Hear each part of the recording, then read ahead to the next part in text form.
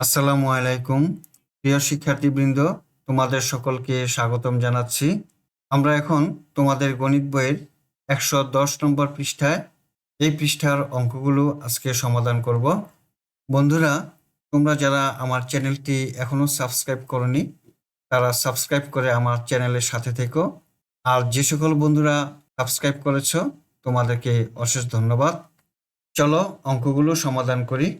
4 নম্বর অঙ্ক, 15 জন লোকের গড় বয়স 38 বছর, তাদের মধ্যে আবার 3 জনের গড় বয়স 50 বছর, তাহলে বাকি 12 জনের গড় বয়স কত হবে? অঙ্কটি সমাধান করি।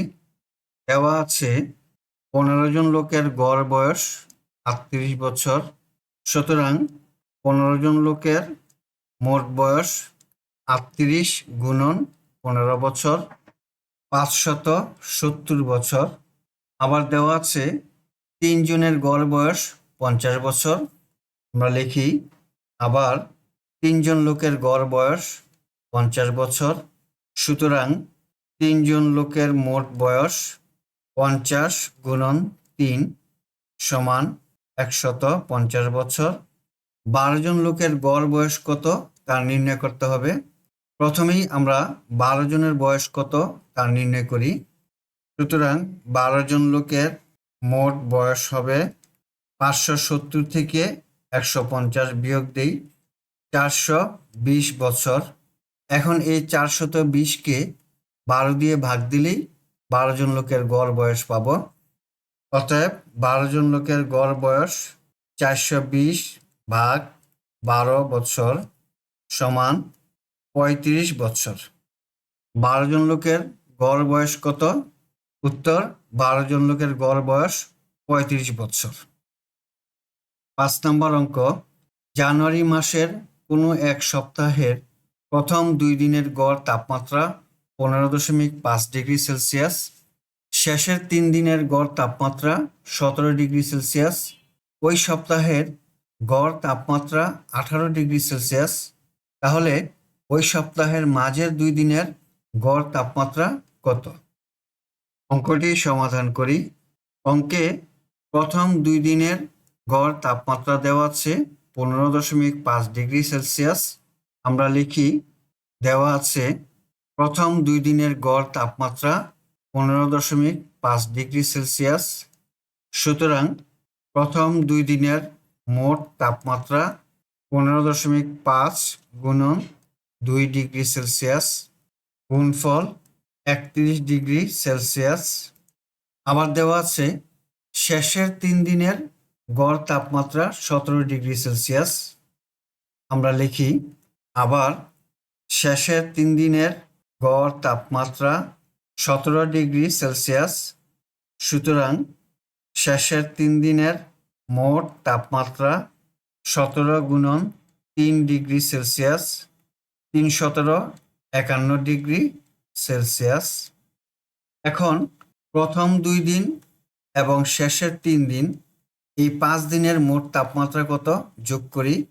প্রথম 2 দিন ও শেষের 3 দিনের মোট তাপমাত্রা সমান 31 যোগ 51 ডিগ্রি সেলসিয়াস সমান 82 ডিগ্রি সেলসিয়াস।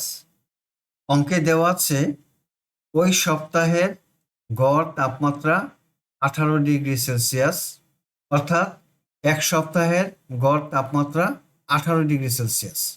আমরা লিখি এক সপ্তাহ সমান 7 দিন।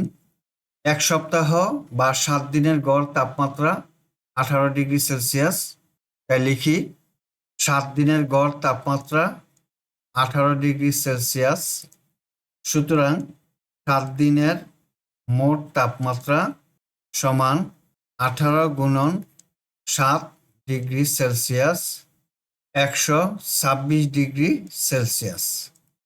আমাকে সপ্তাহের মাঝের 2 দিনের গড় তাপমাত্রা নির্ণয় করতে বলেছে। প্রথমেই আমরা মাঝের 2 দিনের তাপমাত্রা নির্ণয় করব। আমরা লিখি সপ্তাহের মাঝের 2 দিনের তাপমাত্রা হবে 7 দিনের তাপমাত্রা থেকে 3 দিনের তাপমাত্রা বিয়োগ দিব 126 বিয়োগ 82 ডিগ্রি সেলসিয়াস সমান 44°C। এখন 44কে 2 দিয়ে ভাগ দিলেই 2 দিনের গড় তাপমাত্রা নির্ণয় হবে।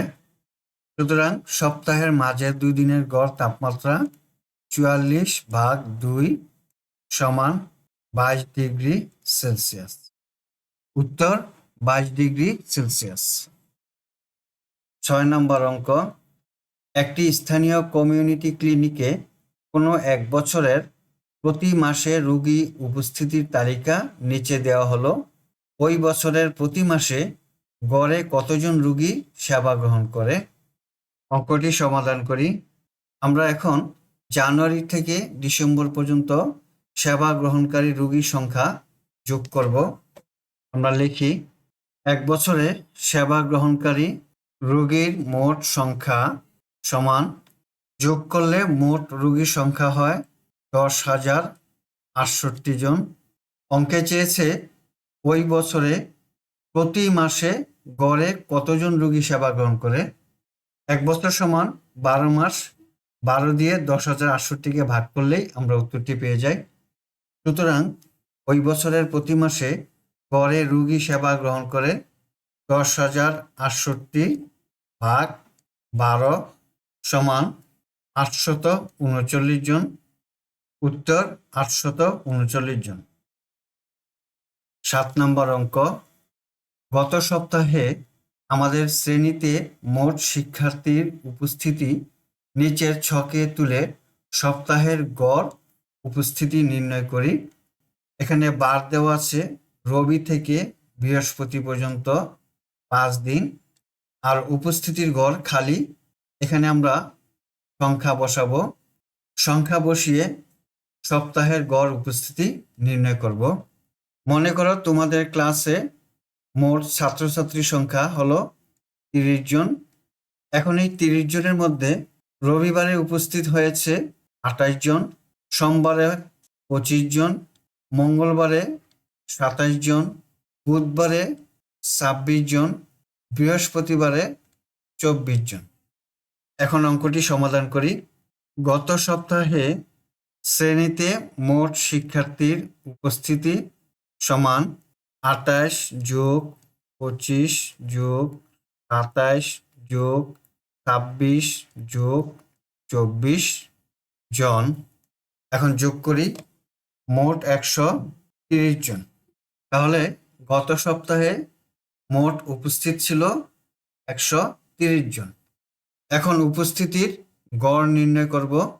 আমরা লিখি, সুতরাং শিক্ষার্থী সপ্তাহে গড় উপস্থিতি সমান 130 ভাগ 5, যেহেতু 5 দিন রবি থেকে বৃহস্পতি পর্যন্ত, সমান 26 জন। উত্তর 26 জন। বন্ধুরা, আমরা এতক্ষণ যে অঙ্কগুলো সমাধান করলাম, আশা করি তোমরা বুঝতে পেরেছ। আজ এই পর্যন্তই। দেখা হবে তোমাদের সাথে পরবর্তী ভিডিওতে। আল্লাহ হাফেজ। আসসালামু আলাইকুম ওয়া রাহমাতুল্লাহ।